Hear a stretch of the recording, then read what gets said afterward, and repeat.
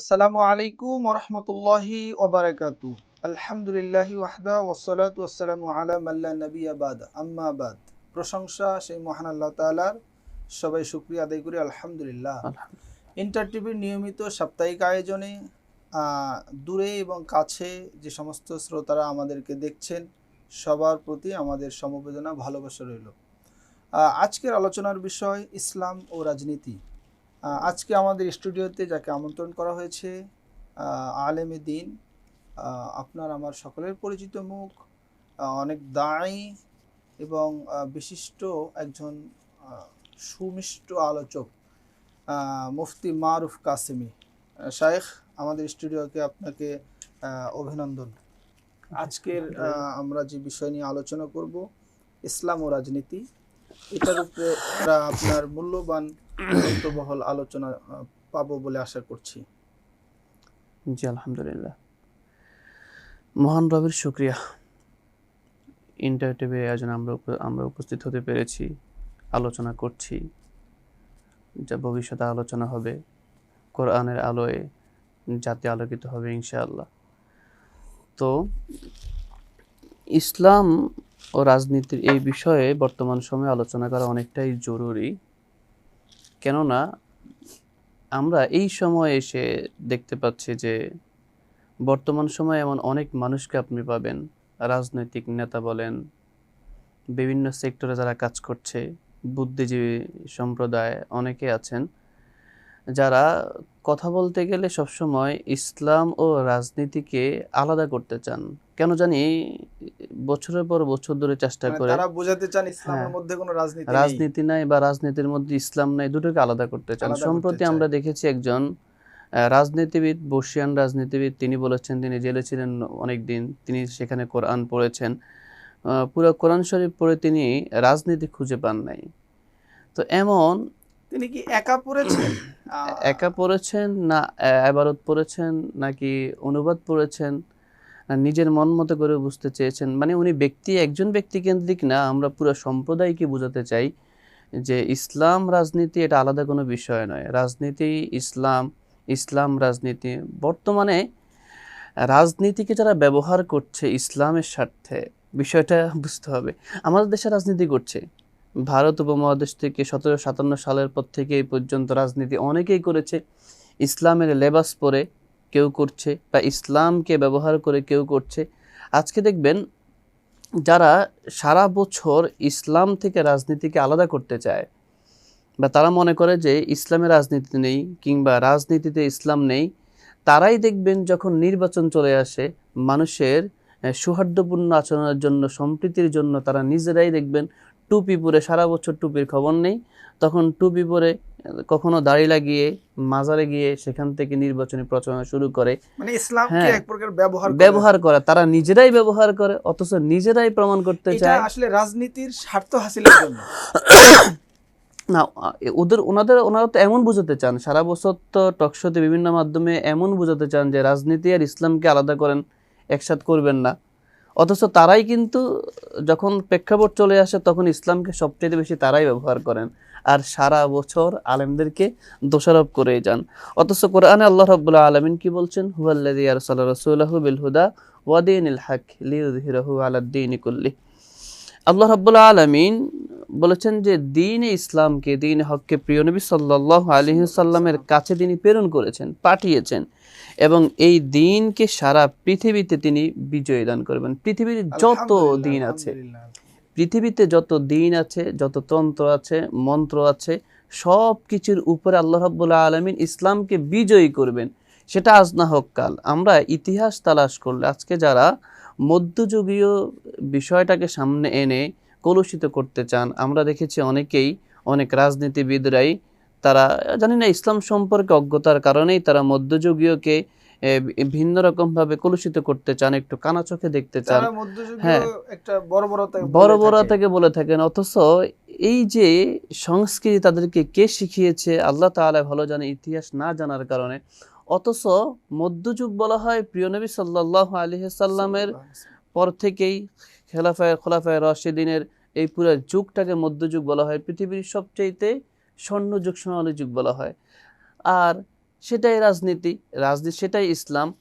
এখন একটা মজার বিষয়, যেমন মদিনার সনদের কথা আসলেই দেখবেন অনেক রাজনীতিবিদরাই তারা মানুষের ভোট পাওয়ার জন্য নির্বাচনে তারা বলে মদিনার মদিনার সনদ সনদে দেশ চালাবে। দেশ চালাবে। তো মদিনার এটা সনদটা কি? ভোটের আগে বলে। হ্যাঁ, তাহলে মারুফ ভাই আমরা কি ধরে নিতে পারি যে আসলে রাজনীতির প্রেক্ষাপটে ইসলামকে ব্যবহার করে তারা, ব্যবহার করে। এরকমটাই? জি। কারণ তারা যে মদিনার সনদের কথা বলে, তখন মদিনার সনদটা কোত্থেকে আসলো যদি ইসলামের রাজনীতি না থাকে?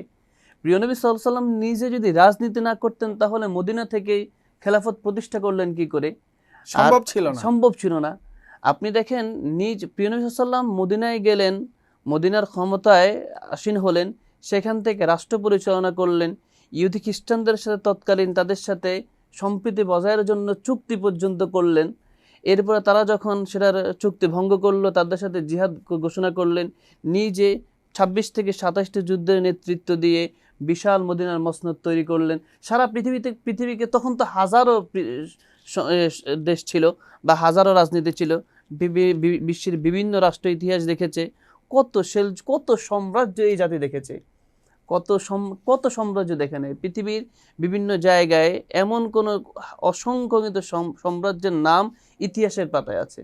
কিন্তু প্রিয় নবী সাল্লাল্লাহু আলাইহি ওয়াসাল্লাম যে জাহেলিয়াতের বর্বরতাকে কাটিয়ে সেখান থেকে বের করে কিন্তু নেতৃত্বের মাধ্যমে এটা কাটিয়ে উঠিয়েছে। নেতৃত্বের মাধ্যমে, রাজনীতির মাধ্যমে, সেটা তো রাজনীতি ছিল, রাজনীতি ইসলাম ছিল। এবং রাজনীতির সমন্বয়। ইসলাম থেকে রাজনীতি সে আলাদা করার নেতৃত্ব সুযোগ তো নেই। দিয়েছে। জি। নেতৃত্ব দিয়েছে সফল নেতৃত্বের মাধ্যমে। আজকে শান্তি নেই। আপনার বাংলাদেশের প্রেক্ষাপটে দেখেন, কাসিম ভাই, আমরা যদি একটু আপনাকে আরেকটা প্রশ্ন করি যে মদিনার সনদ যেটা আমাদের মাঝে মাঝে শুনি, যদি প্রকৃতপক্ষে মদিনার সনদে আমাদের দেশটা চলতো, তাহলে কি আমাদের দেশের রাজনীতি, এই যে কাটাকাটি, হানাহানি, মারামারি, নিজ দলের লোক অনেক সময় নিজেই মেরে ফেলছে, এই প্রতিহিংসাগুলো কি থাকতো? আপনার কি মনে হয়? না, এটা তো কোশ্চিনকালেও সম্ভব ছিল না। আজকে যারা মদিনার সনদের কথা বলে রাষ্ট্র ক্ষমতায় আসার চেষ্টা করে, কেউ হয় সফল হয়, কেউ ব্যর্থ হয়, তারা নিজেরাও আসলে মদিনার সনদ সম্পর্কে কতটুকু জানে তাদের বক্তব্য শুনলে তখন আফসোস হয়। এরা যদি বিভিন্ন বিষয়ে বক্তব্য দেওয়ার আগে মদিনার সনদ কেন্দ্রিক কিংবা মদিনার রাষ্ট্র ব্যবস্থা আসলে তারা কি গঠনতন্ত্র একটু মদিনার জানতো, সনদ রিচার্জ না করেই মনে হয় এসব আল্লাহ কথা ভালো বলে? জানে। জি। এটা একটা আমাদের দেশের মানুষটা আবেগে মুসলমান। আবেগে মুসলমান। খন্দকার আব্দুল্লাহ জাহাঙ্গীর রাহিমাহুল্লাহ থেকে উনি বলে গিয়েছেন, আর অনেক জগৎ বিখ্যাত আলেমরা বক্তব্যের মাধ্যমে, লেখনীর মাধ্যমে বলেছেন, জাতি হিসেবে আমরা আসলে লজ্জিত যে আমরা আবেগী মুসলমান। আবেগী মুসলমান। এতটাই আবেগী, আমাদেরকে যখন বলা হয় মদিনার সনদে আমরা রাষ্ট্র চালাবো, তখন তো মানুষ পাগল হয়ে যায় না। মানুষ নিজেরা একটু মদিনার সনদকে নিয়ে গবেষণা করে, যা রাষ্ট্রীয় নেতারা গবেষণা করে। এই যে হানাহানি, কাটাকাটি, আসলে না মদিনার সনদ বুঝেছে, না মদিনার রাষ্ট্র ব্যবস্থা বুঝেছে, না মদিনার গণতন্ত্র, মদিনার রাজতন্ত্র, মদিনার সমাজতন্ত্র, কোনো কিছু সম্পর্কে নাই।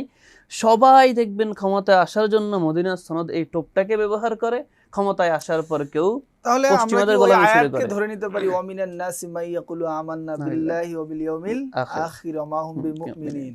আসলে তারা বলে ঈমান এনেছে, কিন্তু আসলে তারা ঈমান আনে নাই। মানে মুখের কথা আর অন্তরের কথা দুটো একদম আলাদা কিন্তু আমরা দেখতে পাচ্ছি। নির্বাচন আসলে বলতেছে মদিনার সনদে দেশ চালাবে।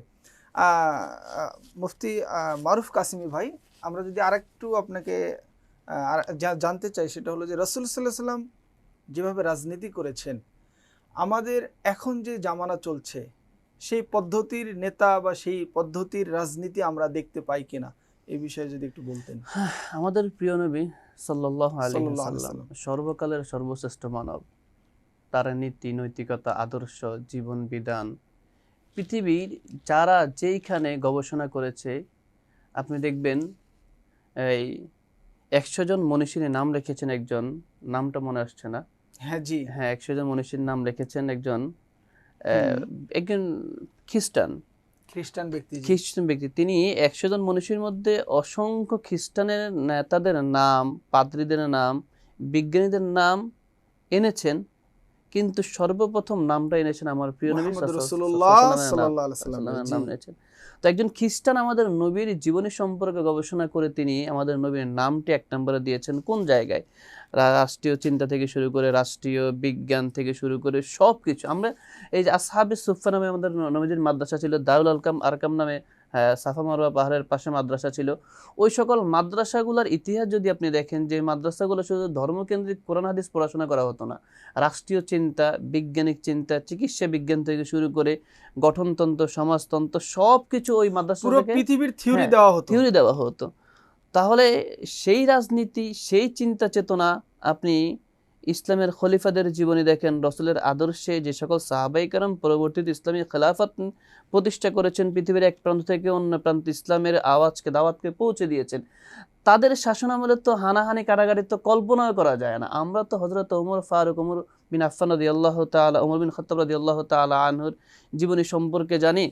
তিনি ওই যে বাইতুল মুকাদ্দাস বিজয় বিজয়ের পর করেছেন, যখন গেলেন, জি, ওরা তখন খ্রিস্টান পাদ্রীরা তারা বলেছে, যখন সাহাবীরা হযরত আবু উবাইদা ইবনুল জাররাহ থেকে শুরু করে খালিদ বিন ওয়ালিদ রাদিয়াল্লাহু তাআলা আনহুমা, ওনারা যখন বিজয় করেছেন, তখন খ্রিস্টান পাদ্রীরা বলেছে, আমরা তো আপনাদের হাতে চাবি দেব না, কারণ ইতিহাসের পাতায় লেখা আছে, বাইবেলে লেখা আছে, মক্কার মদিনার আমিরের হাতে আমরা চাবি দিব, তাহলে আমিরকে আসতে হবে, নেতৃত্ব আর হ্যাঁ, কি। নেতৃত্বের হাতে দিব।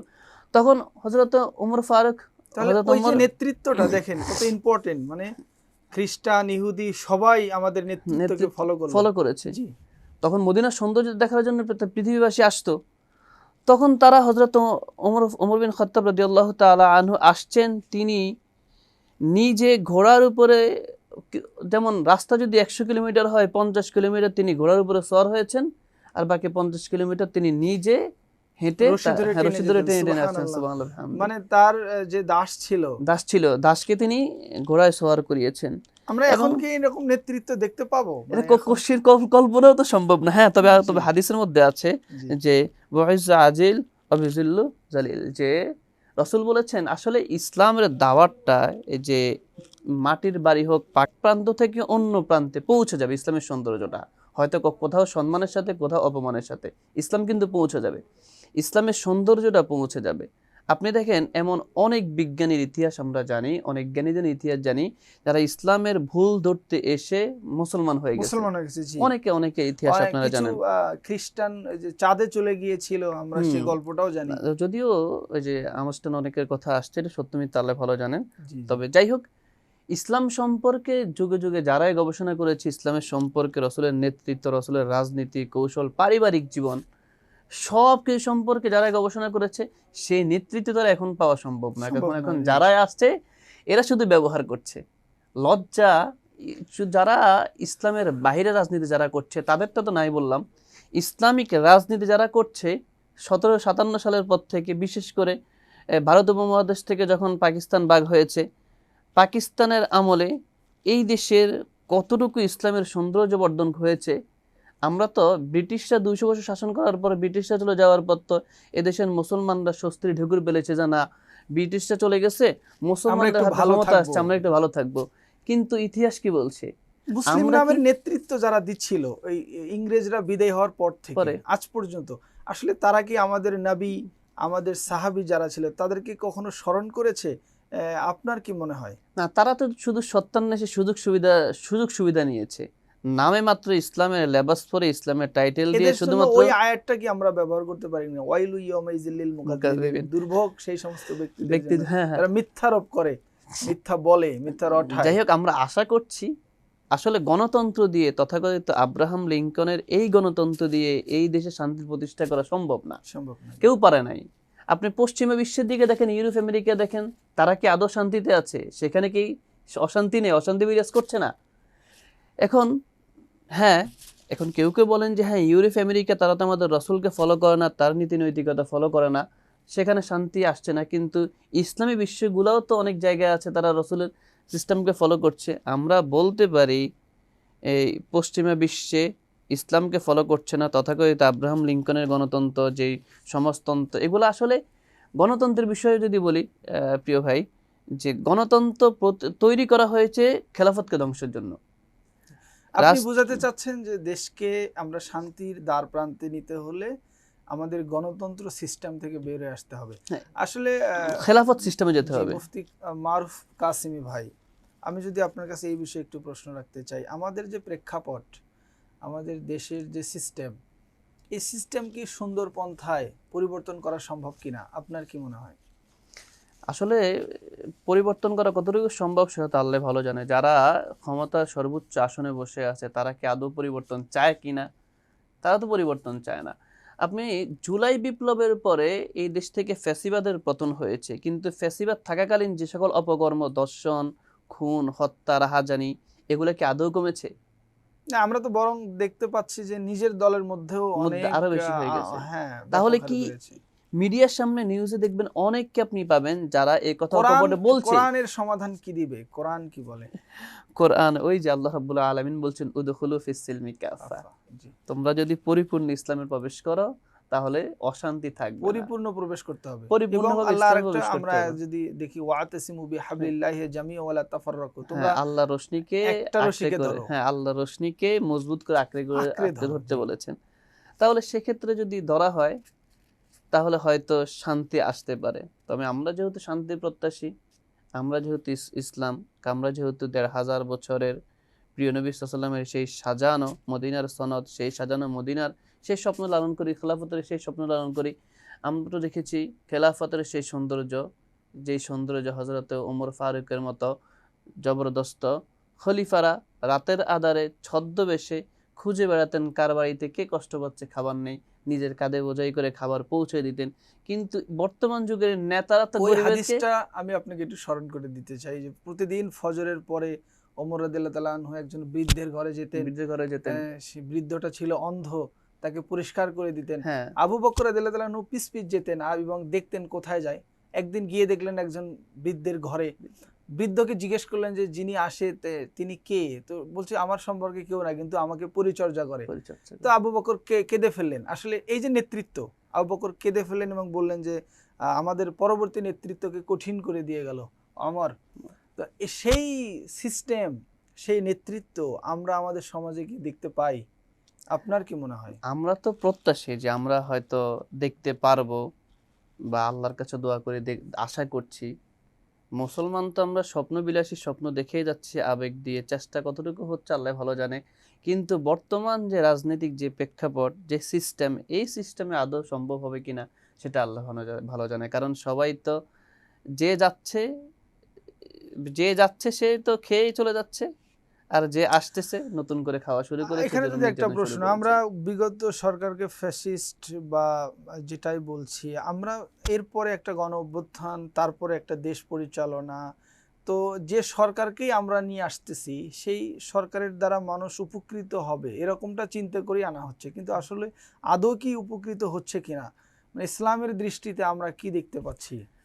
আমরা তো স্বপ্ন দেখেই যাচ্ছি যে আমরা তো আসলে ওই যে উদখুলু ফিস সিলমি কাফা, যদি পরিপূর্ণ ইসলামে প্রবেশ করতে পারতাম, প্রত্যেকটা জায়গায় যদি ইসলামের সৌন্দর্যকে, ওলামায়ে কেরাম আসলে জানি না কেন এমন হয়েছে, ওই যে ব্রিটিশরা আলেমদের গলায় ভিক্ষার রশি আর দাসত্বের রশি লাগিয়ে দিয়েছে।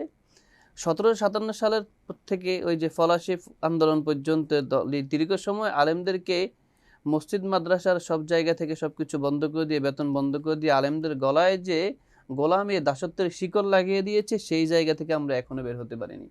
যদি বের হতে পারতাম তাহলে আলেমরা হয়তো, জানি না কেন এমন হচ্ছে, আমাদের শিক্ষা ব্যবস্থা চেঞ্জ করা উচিত আমার কাছে মনে হচ্ছে। জি, মুফতি মারুফ কাসেমি ভাই, আমরা বিরতিতে যাব, আমরা একটু পরে আবার ফিরে আসবো। সুপ্রিয়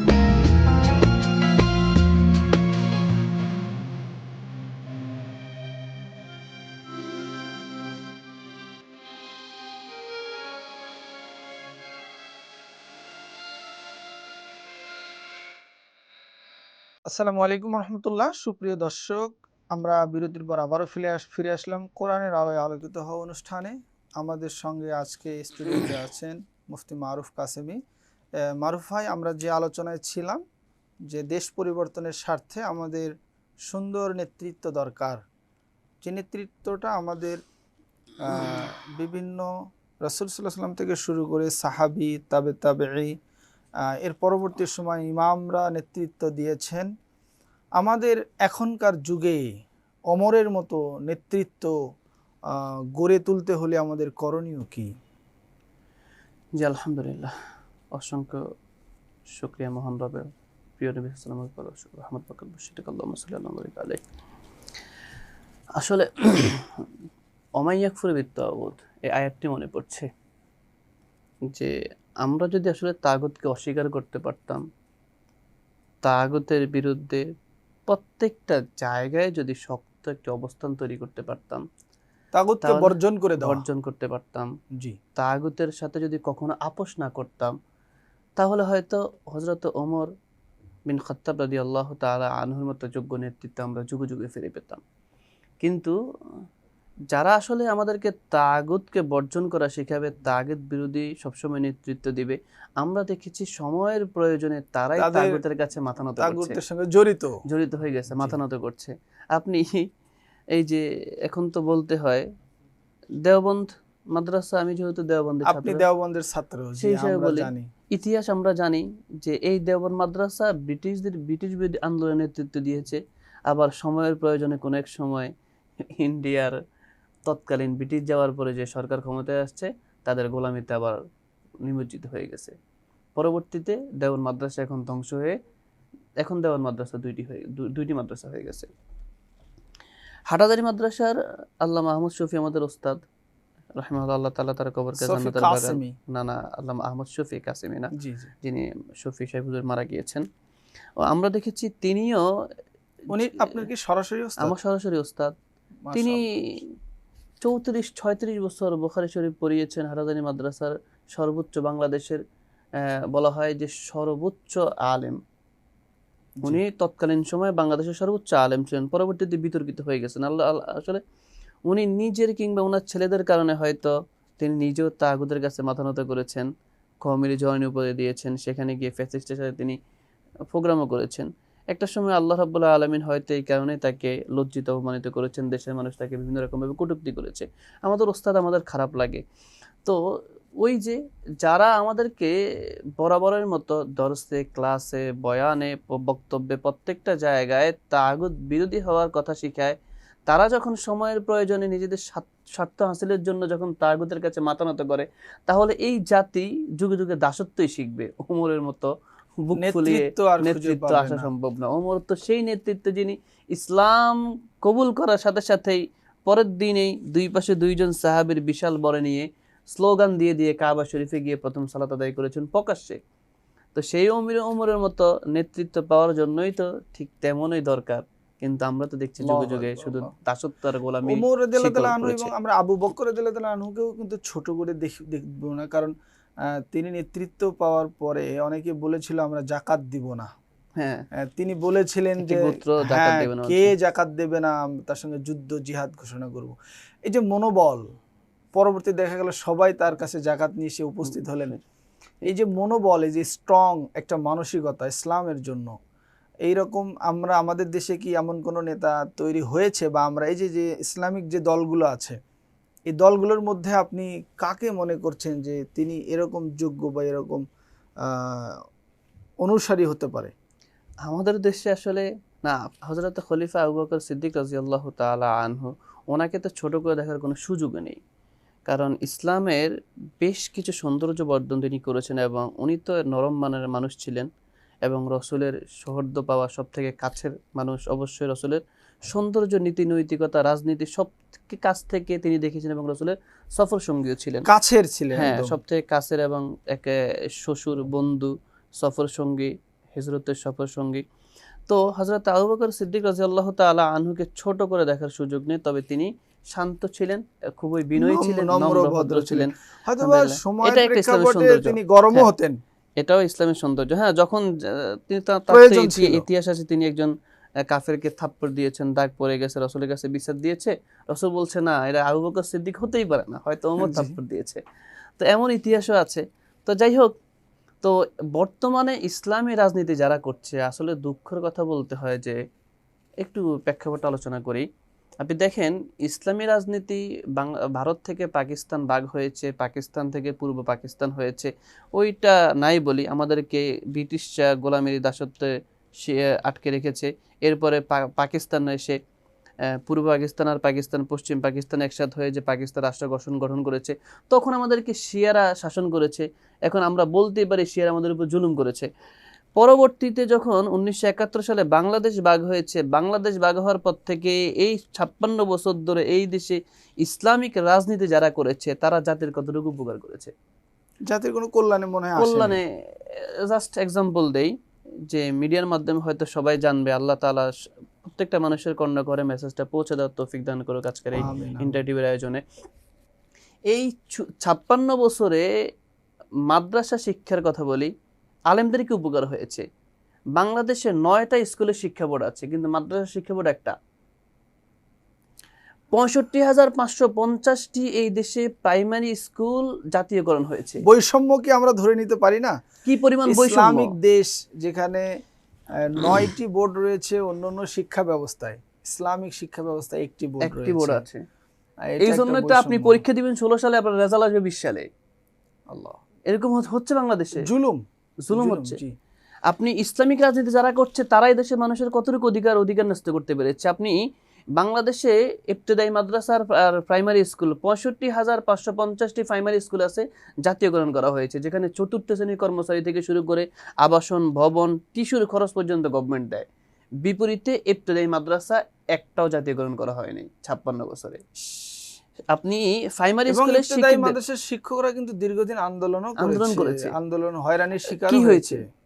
রেজাল্ট কি আসছে? ইসলামী রাজনীতি যারা করছে তারা কি মানুষের কি উপকার করছে? আমরা কি শেষে আপনার কাছ থেকে একটু, আমরা যেহেতু অনুষ্ঠানের একদম শেষ পর্যায়ে চলে এসেছি, আমরা কি শেষে একটু জানতে পারি যে ইবতেদায়ী তো ইসলামিক কারুকালামে পরিচালিত, আমরা কি এই সরকার, যে সরকার এখন আছে, তার কাছে কি আমরা এটা আশা রাখতে পারি যে ইবতেদায়ী মাদ্রাসাগুলো জাতীয়করণ করবে এবং যারা আলেম ওলামা আছে তাদের পেটে দুমুঠো ভাতের একটা সুন্দর ব্যবস্থা করবে? আসলে এই দেশে যারা আসছে তারা শুধু আলেমদের উপরে জুলুম নির্যাতনই করেছে। আলেমরা নিজেদের ন্যায্য অধিকার কখনো পায়নি, না পেয়েছে বিচার, না পেয়েছে সমাজের কোনো জায়গায় মাথা তুলে কথা বলার অধিকার, না পেয়েছে কোনো, সব জায়গায় আলেমরা বঞ্চিত। জানি না আলেমরা কখন বুঝবে।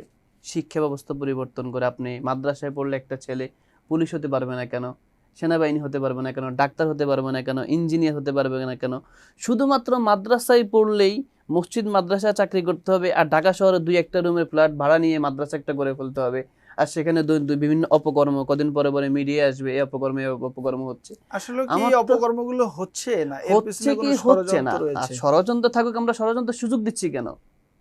যে গার্ডিয়ানরা, আপনি আপনার ছেলেকে একটা মাদ্রাসায় ভর্তি করে দিলেন, একটা লোক 2টা রুম ভাড়া করে একটা ফ্ল্যাট ভাড়া নিয়ে মাদ্রাসা সাইনবোর্ড লাগিয়ে আন্তর্জাতিক মানের, আপনি জানলেন না এই টিচারের কোয়ালিফিকেশন কি, আপনি জানলেন না তার চরিত্র কেমন, আপনি জানলেন না তার ক্যারেক্টার, তার ব্যাকগ্রাউন্ড কেমন, তার কাছে ব্যক্তি কেমন, তার কাছে আপনার ছেলেকে দিয়ে দিলেন, এবার সে বিভিন্ন রকম মারুফ ভাই, আমরা অনুষ্ঠানের শেষ পর্যায়ে, আমরা যদি শেষ প্রশ্ন আপনার কাছে জানতে চাই, একদম শেষ পর্যায়ে, আমাদের দেশের পরিবর্তন আনতে হলে সংক্ষেপে কি করা উচিত আপনি মনে করছেন? আল্লাহ রাব্বুল আলামিন সূরা নূরের 55 এবং 56 নম্বর আয়াতে বলছেন, ওয়াদাল্লাহুল্লাযীনা আমানু মিনকুম ওয়া আমিলুস সলিহাত। লম্বা আয়াত, যে আসলে যারা, আল্লাহ বলছেন তোমাদের মধ্যে যারা ঈমান আনে এবং সৎকর্ম সম্পাদন করে, আল্লাহ রাব্বুল আলামিন ওয়াদা দিয়েছেন তিনি অবশ্যই তাদেরকে পৃথিবীর শাসন ক্ষমতা দান করবেন। তার মানে ঈমান আনতে হবে। আজকে যারা ইসলামিক রাজনীতি করছে তাদেরকে সর্বপ্রথম ঈমান আনতে হবে। জি জি, ওই যে মানে ইসলামী দলগুলো যারা করছে, আমরা কি ধরে নেব তাদের ঈমানটাও মজবুত হয়নি এখনো? ঈমান মজবুত হলে কি সে কি পূজায় গিয়ে আর পূজার রোজাকে এক বলতে পারতো? সেই ঈমান যদি তার মজবুত থাকতো, তাহলে কি সে কি শহীদ মিনারে গিয়ে ফুল দিতে পারতো? আপনার জুলাই বিপ্লবের পরে দেখেন, জুলাই বিপ্লব যে ছাত্ররা করেছে, হ্যাঁ, এখানে ইসলামিক দল গিয়েছে, এই যে এখন জুলাই জাদুঘর হয়েছে,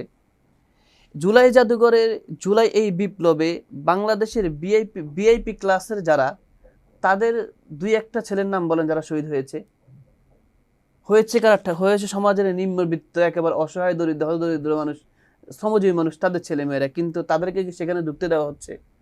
তাহলে বৈষম্য হচ্ছে না? জুলাই নেতৃত্ব যারা দিয়েছে তারা তো আজ না হোক কাল সময়ের প্রয়োজনে তারা দেখবেন রাস্তায় কুকুরের মতো মার খাবে।